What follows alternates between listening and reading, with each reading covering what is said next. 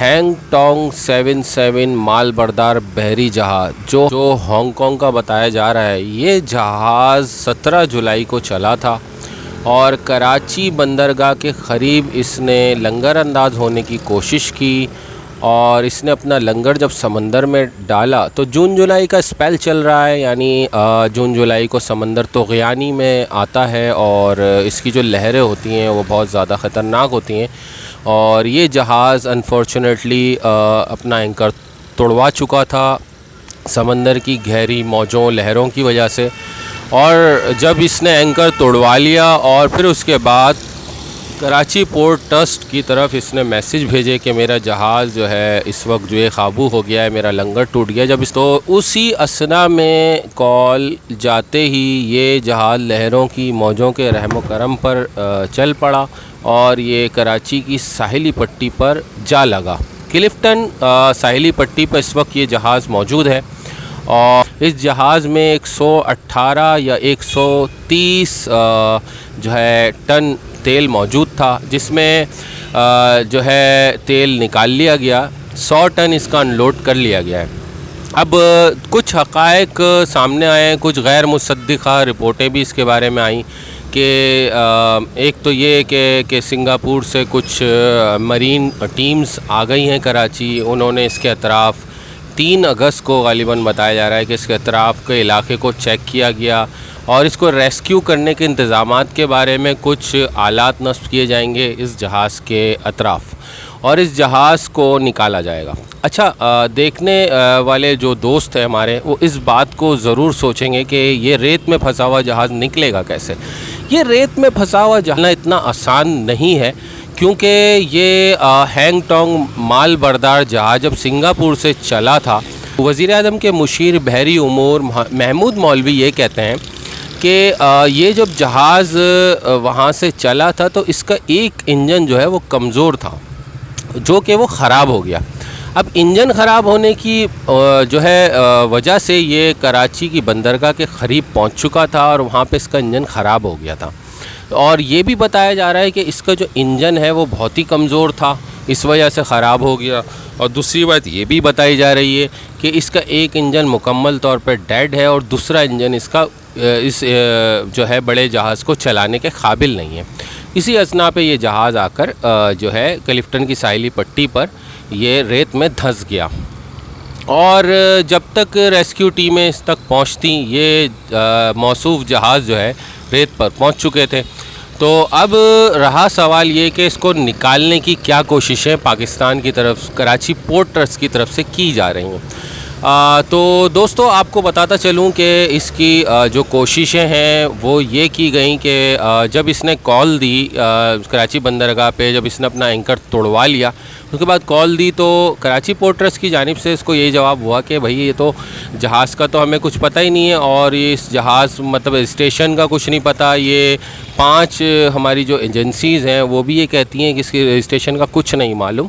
तो ये जहाज़ कैसे लंगर अंदाज हो रहा है और ये इसने अपने क्रूज़ भी बदलने की जो है ना, यहाँ पे क्रूज़ भी बदलने थे इस जहाज़ के।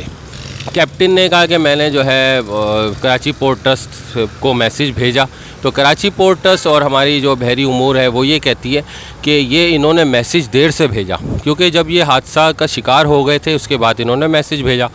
तो लिहाजा अब ये जहाज़ निकालने की कोशिशें क्या की जा रही हैं। अभी तक ये बताया जा रहा है, अभी तक कहा जा रहा है कि इसका जो मालिक है वो ईरानी है और इस जहाज़ को हांगकांग से हायर किया गया था।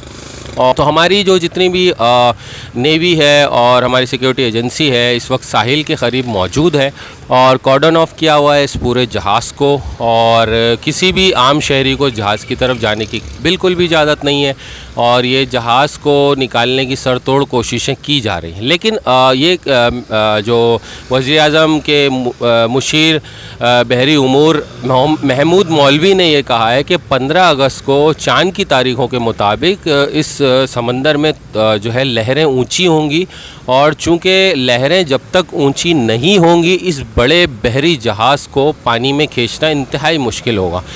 और ये भी बताया जा रहा है कि दुबई से टग्स मंगवाई गई थी, दुबई से टग्स आ चुकी थी और वो टग्स भी ख़राब हो चुकी थी। अभी ये कहा जा रहा है कि वो टग्स कुछ ठीक कर ली गई हैं और भी कोई टग्स मंगवाई जा रही हैं। कुछ माहिरीन का ये भी कहना है कि 15 अगस्त तक पानी ऊंचा होगा और इस तक पहुंचेगा जहाज़ की, जहां साहिल पे खड़ा है क्लिफ्टन के ऊपर, तो लहरें ऊंची होंगी तो जहाज़ के नीचे जितना भी रेत है, इस वक्त ये 3 से 4 फीट अंदर धंसा हुआ है और ये जितना अभी ये जहाज़ धंसा हुआ है, नामुमकिन है इसको खींचना। तो टग्स उसी सूरत में काम आएंगी कि तब समंदर इस तक पहुंचेगा और जब तक ये जहाज़ के जो है काफ़ी ऊपर तक, यानी मतलब जितना इसको ज़रूरत है कि जहाज़, माहिरीन कहते हैं कि बड़े जहाज़ को ज़्यादा पानी यानी ज़्यादा वाटर तक तब तक ना लाया जाए तो ये तब तक ये गहरे समंदर में नहीं खींचा जा सकता। तो उस पर टो किया जाएगा। भारी मशीनरी अभी भी काम कर रही हैं। अच्छा, इसको दिन ब दिन ये रेत में धंसता जा रहा है तो वहाँ पे शावल्स लगे हुए हैं, वो इसके अतराफ़ से रेत हटाते हैं ताकि और मज़ीद जो है धंसा ना जाए। और दूसरी बात ये है कि दोस्तों कि ये जहाज़ एक अजायब घर की तरह जो है खड़ा हो गया है कराची के साहिल पर। लोगों की तवज्जो का ख़ास मरकज़ बन गया है कि हर कोई चाहता है, पूरे कराची से लोग चाहते हैं कि इसको जाके क़रीब से देखें, लेकिन अब लोग दूर से भी देखना मुहाल हो गया है क्योंकि ये अब इसके क़रीब जाना जो है मना कर दिया गया है।